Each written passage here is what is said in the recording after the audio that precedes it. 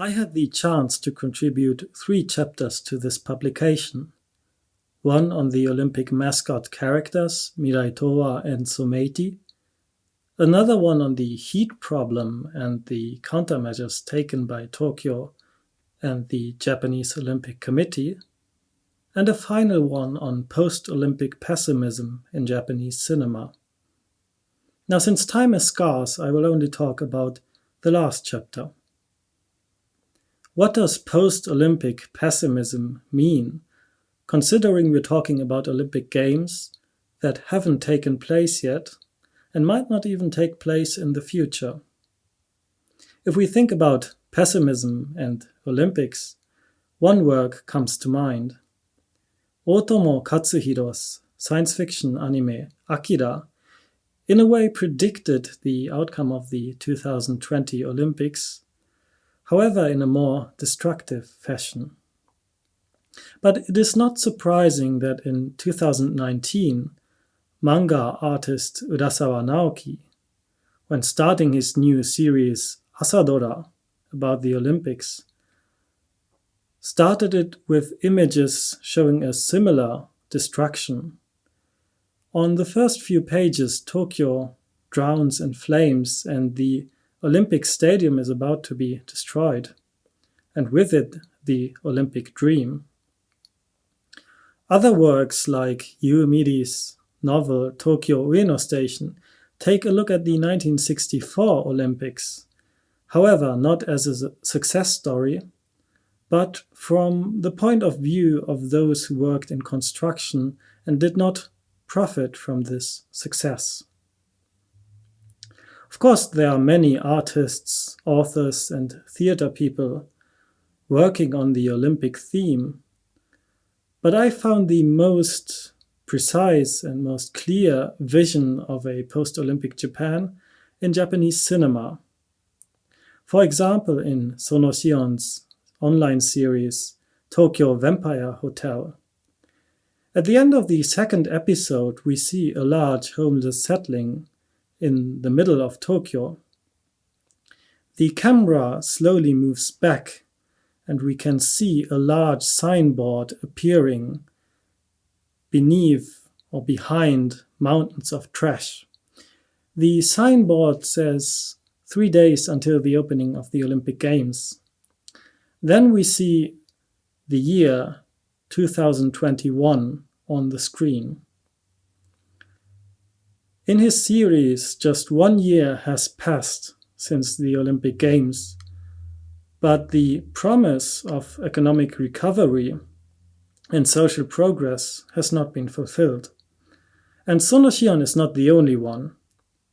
In Kishi Yoshiyuki's boxing drama Wilderness, a similar approach is taken to the post-Olympic Japan.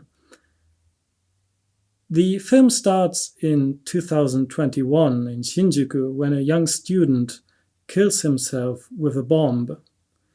The reason? He couldn't pay back his student loans. The Japanese government decides to offer the possibility for young people to either work in retirement homes that used to be love hotels or join the military as global conflicts are on the rise. Another film, Shiraishi Kazuya's Mahjong Horoki 2020, brings this even further.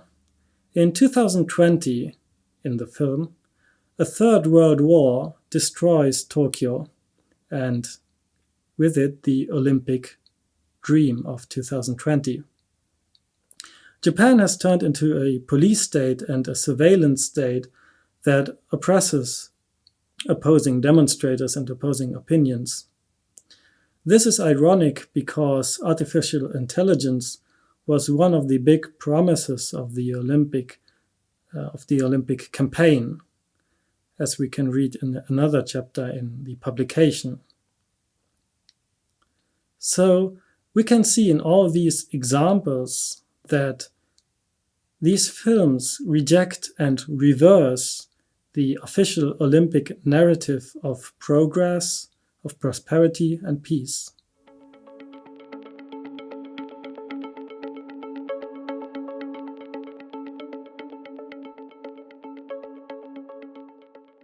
I still remember the following words by Japanese theater director Okada Toshiki.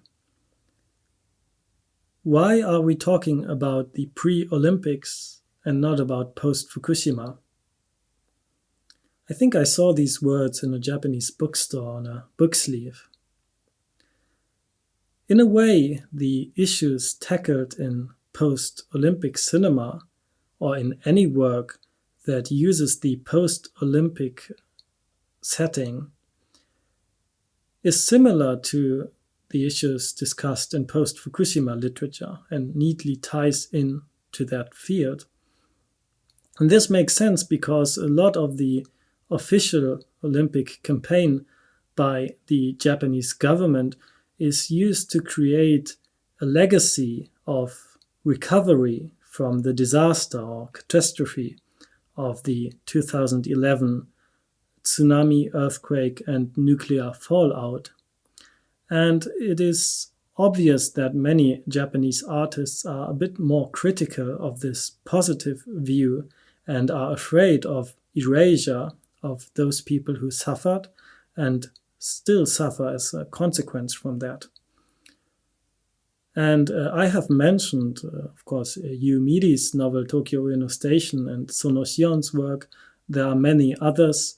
One I think is particularly interesting is Obayashi Nobuhiko, a Japanese director who used his last years creating a trilogy of war films, but war films that are meant as a message to post-Fukushima Japan and that tackle all these issues that are discussed in post-Olympic cinema and post-Fukushima fiction as well.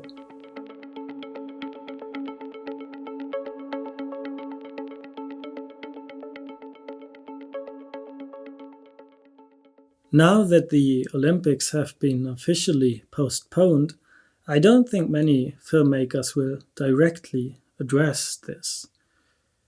These films were not meant to be anti-Olympic.